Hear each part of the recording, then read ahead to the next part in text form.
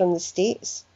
They want somewhere to put Trident. They don't particularly want to be building a world centre of media in Edinburgh. They figure they've already got the media centres they need. So you don't have local newspapers anymore. I think you will get them. I think what's happening is the whole thing is going to implode, and these big multinational companies that own the media are going down the tubes, and we will start again to get little, small, local media companies, possibly on the cooperative kind of model, because the thirst for knowledge, the thirst for news is there. I think people read even more news now with the advent of the internet than they did before. It's just how that model adapts, and crucially, how we're going to make it pay. So do you think they're going to sink or swim? I think the big companies are probably going to sink, and I think you will find smaller, more local, more adaptable companies propping up in their place. It seems so strange to me that none of them want to take the plunge and go indie. I mean, you said, okay, the Herald want a place to keep Trident, but for example, it's owned by an American company. If I can borrow a phrase from Andrew, they don't have a dog in this particular race. It seems strange that they'd be so consistently hostile. Yeah, I'm not so sure that the Herald want a place to keep Trident as much as the American companies. I think the USA look at their own views. They want a strong UK as a strong ally. I don't think they're particularly in favour of independence. Personally, I think they should keep out of it, but I don't think they're in favour. I spoke to a few journalists at one point when I did manage to get some of them to speak to me, and what they told me was that the independence message doesn't pay. That's interesting. Interesting. I'm sure it can't be right. I'm sure if somebody took the plunge. But then newspapers are going down the tubes just now, so I don't know, maybe it's not a good time to be floating it. Well, obviously supporting the union doesn't pay either. No. I think one of the major problems is the BBC website. If the BBC is giving that amount of news away for free, how is it? And it's not as if they're answerable to market forces. They have the licence fee no matter what they do. So I think that's having quite a detrimental effect on people who are trying to make a go of it on the internet and make money out of it. Yeah, so it's the first port of call for many people. Also, the government does have a certain amount of control over the BBC, as much as they trumpet the fact that they're editorial independent. I think Kirsty Work's interview the other night was one of the most remarkable things I've ever seen. Did you see it? I did, yes. I'm astonished by it because it's the most classic example of one journalist showing what's good about journalism and the other showing what's bad about it. One was trying to, speak truth to power, hold a light to government duplicity and wrongdoing, and the other was defending the state at every turn, and when she couldn't defend it anymore, she deflected away from the issue, and when she couldn't do that anymore, she started threatening him almost. It was mad. But aren't the government going to come and kill you now?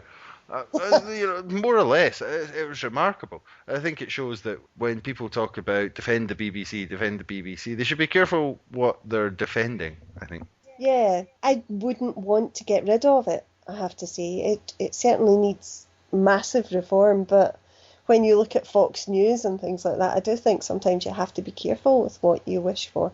Well, that's certainly true. But it's massive reform.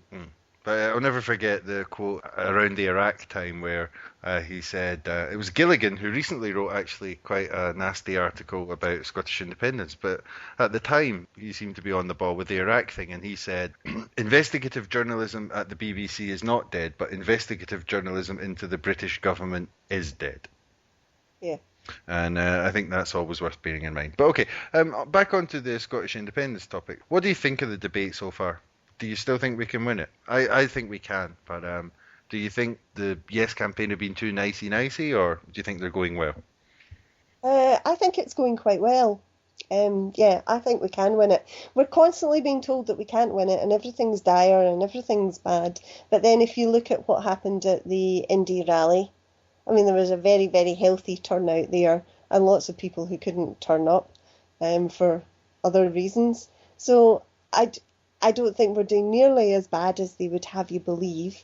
And when you actually get out on the door and speak to people, it's there for the taking, as far as I can see. I think we have to bypass the mainstream media, though. And I don't think we can do all of it on the internet. There are lots of people who are not online. So basically it's going to be about foot soldiers who get out there and speak to people. And there are lots of those. I think the Yes campaign actually has a lot more foot soldiers than the No campaign. But if we get out there and actually talk to people, I think it's there for the winning. I think so. That's I'm not sure how good the strategy of sort of begging the mainstream media to be fair is going to come out.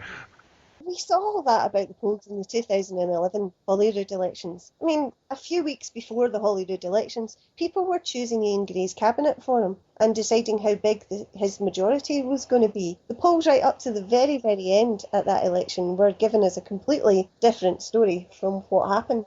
So I don't really trust polls.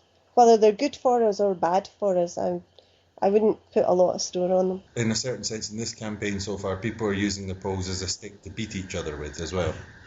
Exactly, yeah. And, you know, so much about it is about the order that you ask the questions and how you word the questions. And you can make polls say whatever you want. And generally, they're going to make them say whatever who's paying for them wants to hear.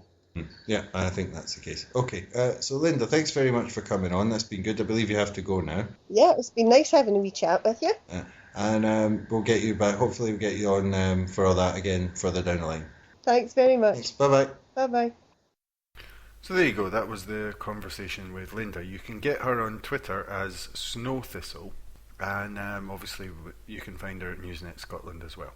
Hopefully we'll be back with For All That at the weekend. If you'd like to help out the podcasts, there's a donate button on my website, which is michaelgreenwell.wordpress.com. Finally, as usual, on the Scottish Independence podcast, the guest gets to choose the tune, and Lynda chose this one. So I'll speak to you next time. There you stand with your master plan. Are you gonna fix it? Do you think you really can? I don't believe you. You said this ain't the last time. Does it make you feel good when you tell the lies? Can you still see it while you look into our eyes? 'Cause we don't need you. We've heard it for the last time. 'Cause you're always saying something and it never really works. You always do it your way, never listening to us, avoiding all the questions with your clever play on words. You shouldn't be allowed to get away with it. You said the same the last time.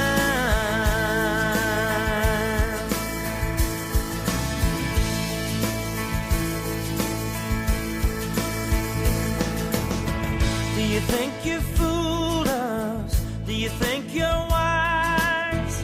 I hope you know that you're someone we despise and we don't need you.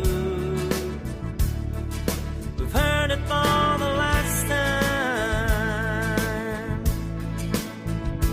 'Cause you're always saying something and it never really works. You always do it your way, never listening to us, avoiding all the questions with your clever play on words. You shouldn't be allowed to get away with it. You said the same the last time.